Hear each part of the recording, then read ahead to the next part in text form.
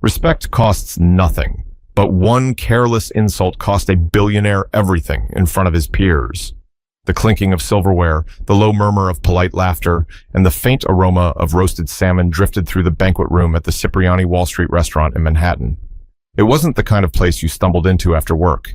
It was the kind of room where the price of one bottle of wine could cover someone's rent for 2 months.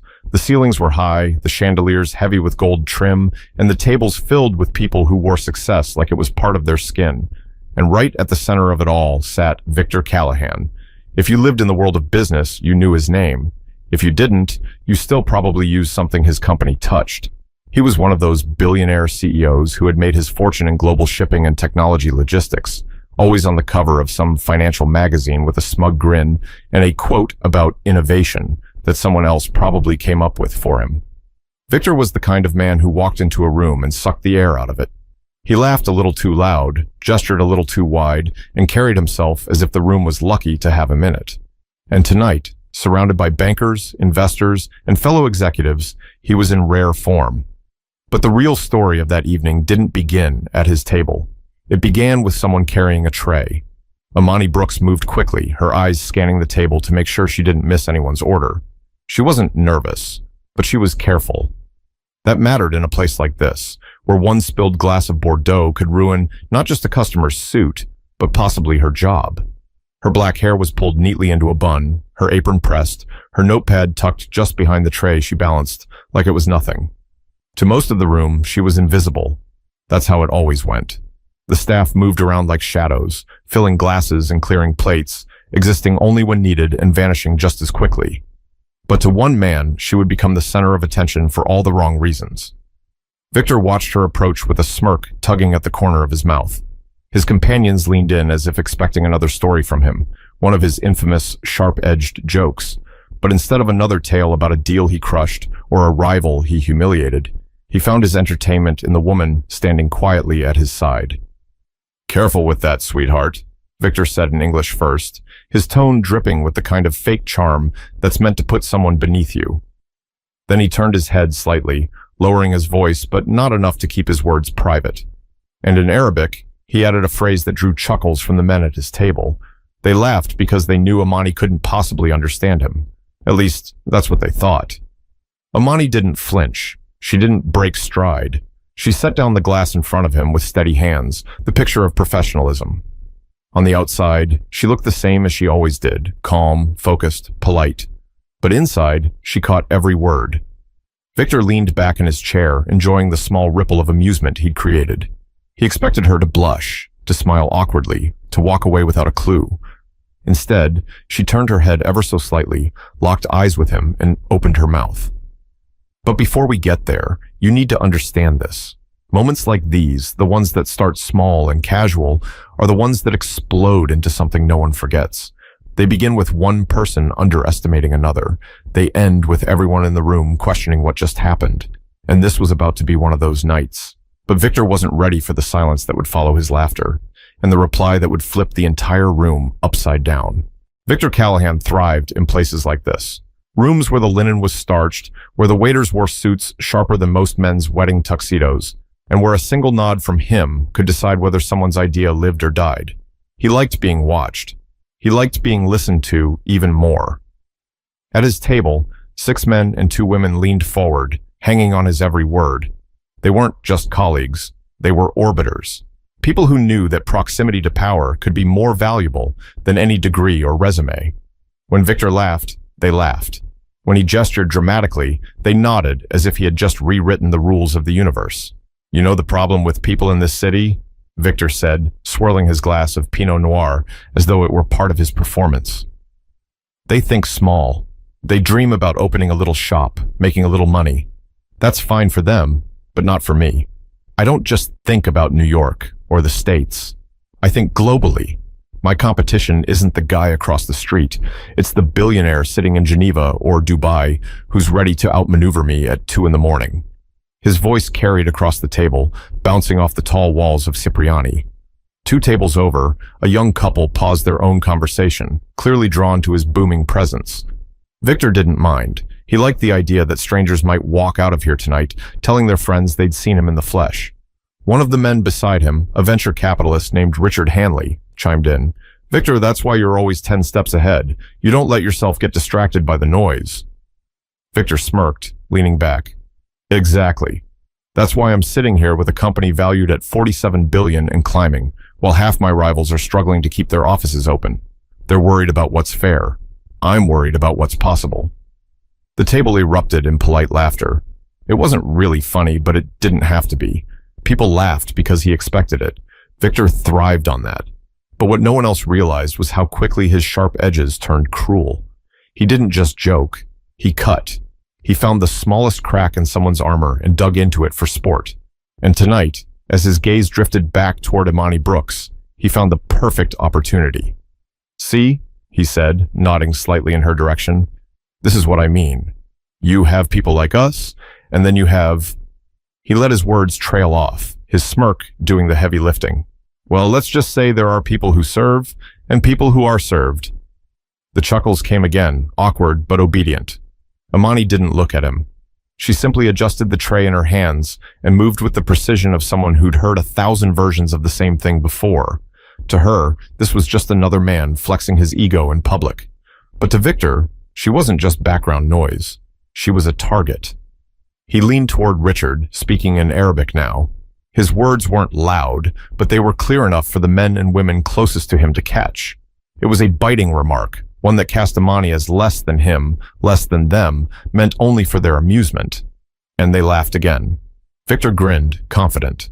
This was the part he loved, the tiny victories no one else questioned. He didn't think twice about whether she understood. Why would he? In his world, waitresses didn't grow up traveling between Cairo and Washington. They didn't speak multiple languages. They didn't carry secrets in silence. Victor thought he owned the moment. But power is fragile, and arrogance has a way of cracking it wide open. But just as he was about to move on to his next lesson, Imani decided the time had come to show him exactly who he was dealing with. To most people in that glittering room, Imani Brooks was just another server gliding between tables. They saw the pressed uniform, the professional smile, and the practiced balance of trays, but they didn't see the story behind her eyes. She had learned early that people rarely looked past the surface. That suited her just fine. Imani was 27, working double shifts while finishing her graduate program at Columbia University. She studied international relations, a field she'd chosen partly because it felt like the world had always been part of her life. Her father had worked for the State Department, a man who spoke French in Paris, Arabic in Cairo, and Spanish in Madrid, with the same effortless confidence. Her mother had been a school teacher, reminding her daily that knowledge was both a shield and a weapon. Imani had grown up crossing borders most kids only saw on maps. Summers spent in Morocco, school years split between Virginia and Egypt, teenage friendships made and lost in airports. By the time she was 16, she spoke English, French, and Arabic, like they were 3 different notes of the same song. Now, here she was, serving dinner to men who measured worth in net profits, not in experiences. She didn't mind the work. She was good at it, and the tips paid for textbooks that cost more than her monthly groceries, but she minded the way some people treated her. To them, her apron erased her story. It made her less. Still, she had learned not to take the bait. Most nights, she let arrogance roll past her like water off glass. But tonight was different. Tonight, Victor Callahan had crossed a line he didn't even know existed. She caught his smirk, caught the way his friends leaned toward him, caught the Arabic words that slipped so casually from his mouth. He had meant them as a private joke. He thought she wouldn't understand. She did, every syllable. And in that instant, something settled in her chest. She could let it slide, the way she had countless times before. Or she could speak. Her decision wasn't about pride. It wasn't about embarrassing him in front of his peers. It was about respect, something too many people thought they could deny her. As she adjusted the tray in her hands, she remembered her father's words the day he dropped her off at college. People will underestimate you. Don't waste energy proving them wrong every time. But when the moment comes, when it matters, show them exactly who you are. That moment had arrived. Imani set a glass carefully in front of Victor, her hands steady, her face calm. She didn't hurry, didn't blink, didn't give away that her reply was already forming on her tongue. Around her, the table was still buzzing with laughter, but when she lifted her eyes, just for a heartbeat, Victor caught a look he didn't expect. Not timid, not flustered, controlled, certain. The kind of look that made you realize the game was about to change. But Victor, smug and comfortable in his power, hadn't yet realized he had chosen the wrong person to underestimate. Victor leaned back in his chair, still savoring his own cleverness. He twirled the stem of his wineglass between his fingers, eyes flicking over Amani as if she were part of the decor instead of a living, breathing person. He didn't bother lowering his voice this time. He wanted his companions to hear him clearly. "She carries herself well," he said in Arabic, his tone mocking, "but she's still just here to take our plates." The table burst into quiet chuckles, the kind reserved for the kind of joke you knew wasn't appropriate but laughed at anyway. The kind of laughter that made people complicit, even when they didn't fully agree. Richard Hanley leaned closer, repeating the word Victor had used, mocking Amani's role in a way that made it sharper, uglier. Another executive at the table smirked and shook his head, as if to say, "Classic Victor." Victor grinned wider.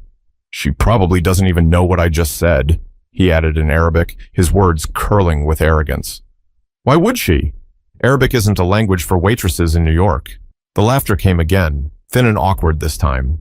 Some of them shifted in their seats, not quite comfortable with the harshness of it, but no one spoke up. No one wanted to risk losing Victor's favor. Amani heard it all. Each syllable landed like a challenge. Her father had taught her that language was more than words. It was identity, history, power. And here was a man using it like a weapon to make her smaller. For a split second, she considered walking away, keeping the mask on, pretending she hadn't understood. That would have been safer, easier, but something in her refused. She placed the final plate on the table with deliberate care, her hands steady even as her heart beat faster. Then she straightened her back, met Victor's smug grin with calm eyes, and answered him, in perfect, unbroken Arabic. "Strange," she said smoothly, her tone polite but edged with steel. "For a man who claims to think globally, you speak with the arrogance of someone who's never truly listened." The air changed instantly. Forks hovered mid-air, glasses paused just inches from lips. The laughter died so quickly, it felt like someone had cut the sound from the room. Victor froze, his smirk faltering as the words registered. He blinked once, then twice, as though his ears had betrayed him. The silence was heavy now, stretching long enough for Imani to shift her weight, long enough for the other guests at the table to glance at one another, unsure whether to speak or stay quiet. Richard let out a low whistle under his breath. "Did she just—" "Yes," one of the women whispered. "She understood every word." Imani didn't flinch. She didn't smile. She didn't give them the satisfaction of gloating.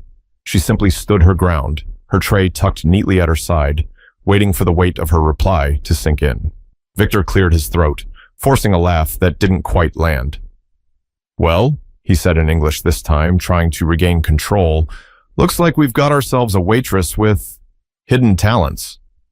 But no one laughed with him. The tables around them, once humming with conversation, had gone quiet too. People who hadn't caught the words could still feel the shift in the air, the sudden tension pulling everything tight. Amani inclined her head slightly, professional to the very end. "Excuse me, gentlemen," she said in English, her voice even, her posture unshaken. And then she stepped back, letting the silence do the rest. Victor sat there, his face stiff, the weight of his arrogance settling on him for the first time all evening. But this was only the beginning, because what had started as a casual insult had just cracked open something much bigger, something even Victor couldn't control. Victor's laugh had always been his armor, loud, confident, dismissive, something he used to cover any crack in his control. But this time, it slipped. The chuckle came out forced, brittle, almost hollow. Everyone at the table heard the difference. Amani, meanwhile, hadn't raised her voice. She hadn't needed to. Her words in Arabic had been crisp, her tone calm, and that calmness was what unsettled everyone most. She wasn't rattled, she wasn't embarrassed.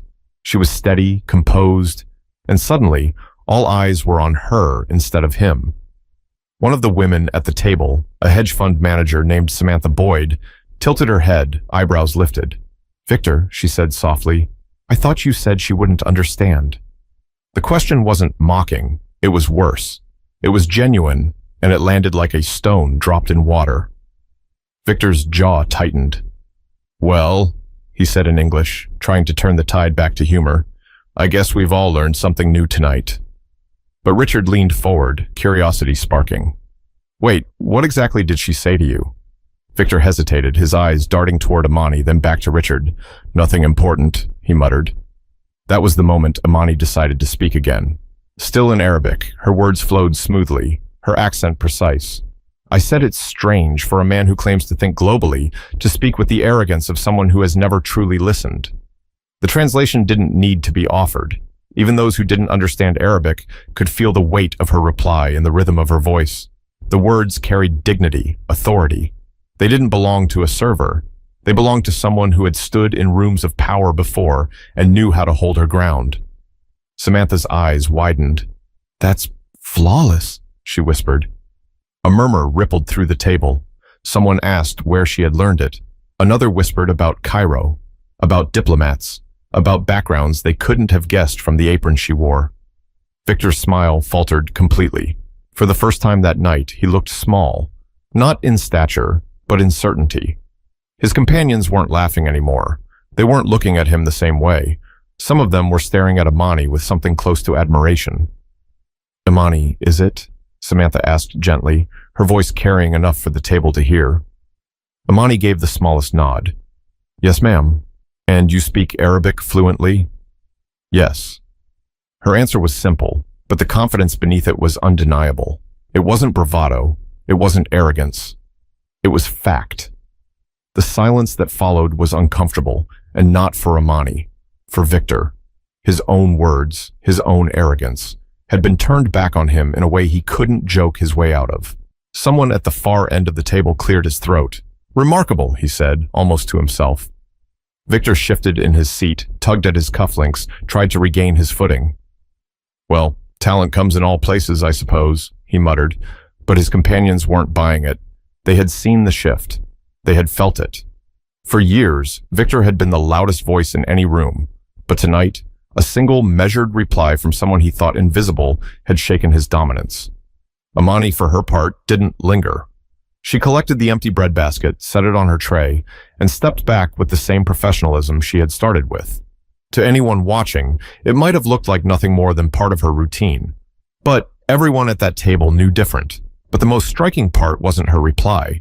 It was what came next, when her story began to surface, and the room learned she wasn't just any waitress at all. The room hadn't just gone quiet. It had tilted. Power, that invisible weight Victor always carried with him, wasn't sitting on his shoulders anymore. It had slipped, almost without anyone noticing, onto Amani's. The executives at the table weren't looking at him the way they usually did. They weren't waiting for his next clever quip or smug observation. They were studying Amani, the waitress they hadn't even glanced at twice when she first arrived. Samantha was the first to speak again. That was impressive, she said, her tone curious, not condescending. Where did you learn Arabic like that? Amani hesitated for half a second, not because she was nervous, but because she had a choice to make. She could keep her story to herself, let her words linger as the final strike. Or she could pull back the curtain a little more, make them see her as more than the uniform she wore. My father was a diplomat, she said finally, her voice even. I grew up between Cairo and Washington. I've been speaking Arabic since I was a child. The words hung in the air. Richard blinked. A diplomat's daughter? Yes, she replied simply, and now a graduate student. I'm finishing my degree at Columbia. That detail landed harder than she expected. Several of the men exchanged looks, their expressions shifting from amusement to discomfort, then to something closer to respect. Samantha leaned forward, fascinated. What are you studying? International relations, Amani answered, with a focus on conflict resolution. There was no prideful tilt in her voice, no smugness. She wasn't trying to brag. She was just telling the truth. But that truth was heavy enough to press on the table like another plate of food. Victor tried to laugh it off. Well, he said, forcing a grin, looks like we've got ourselves an ambassador in training. Good for you. But no one echoed him this time. Instead, Richard spoke again, shaking his head slightly.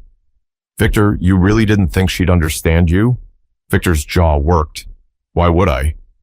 The answer came out harsher than he intended, and he knew immediately it had been the wrong thing to say, because now it wasn't just about the joke. It was about the assumption, the arrogance. Samantha glanced at Amani, then back at Victor. That's the problem, isn't it? You assume. Victor bristled. Excuse me? You assume people are less than you. You assume they can't understand, can't keep up. And tonight, you assumed wrong.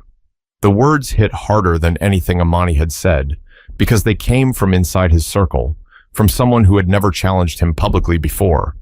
Amani didn't add anything. She didn't need to. Her silence was stronger than any follow-up. The rest of the table shifted uncomfortably, caught between loyalty to Victor and the undeniable truth of what they had just witnessed. A billionaire, a man who built his empire on confidence and dominance, had been humbled by a waitress with a tray and a second language. And the strangest part? No one pitied him. Amani excused herself quietly, stepping away from the table to continue her shift. To her, the moment was finished. She had answered the insult, revealed the truth, and done it without raising her voice. She didn't need applause. She didn't need validation. She had walked in with dignity, and she would leave with it intact. Victor, on the other hand, sat in silence, his hand tightening around the stem of his glass. For the first time all evening, he had nothing to say, but silence has a way of echoing louder than words, and by the end of the night, Victor would realize this moment wasn't just an embarrassment. It was a lesson he couldn't ignore. By the time dessert was served, the atmosphere at Victor's table had shifted completely. The laughter was thinner now, the conversation scattered, as if no one quite knew how to return to the easy rhythm they'd had before. Victor tried. He told a story about a merger in Singapore, threw in a half-hearted joke about jet lag, but it landed flat. The room hadn't forgotten what happened, and neither had he. Every time he glanced toward Amani, who now moved gracefully between other tables, he felt the sting of his own arrogance reflected back at him. She didn't look at him again, but she didn't have to. The damage was done. Samantha leaned over at one point, her voice low enough for only him to hear. You know, Victor, power isn't just about money or position. Sometimes it's about presence. And tonight, she had more of it than you. The words hit harder than she probably realized. Victor prided himself on control, on being untouchable. But tonight, he had been measured and found lacking.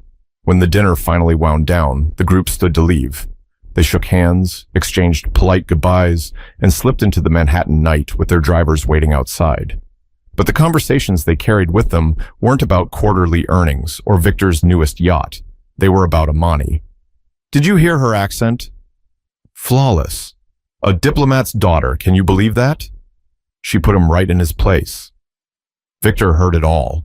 Each word was another reminder that his careless arrogance had cost him something he couldn't buy back. Respect. Amani, meanwhile, finished her shift the way she always did. She cleared plates, thanked customers, and signed out quietly at the back office before stepping into the cool night air. To her, it wasn't about victory. It wasn't about humiliating anyone. It was about standing tall when someone tried to make her small. Her father's voice echoed in her memory. When the moment comes, show them who you are. Tonight, she had. Victor sat in the back of his car as it pulled away, staring out at the glittering city.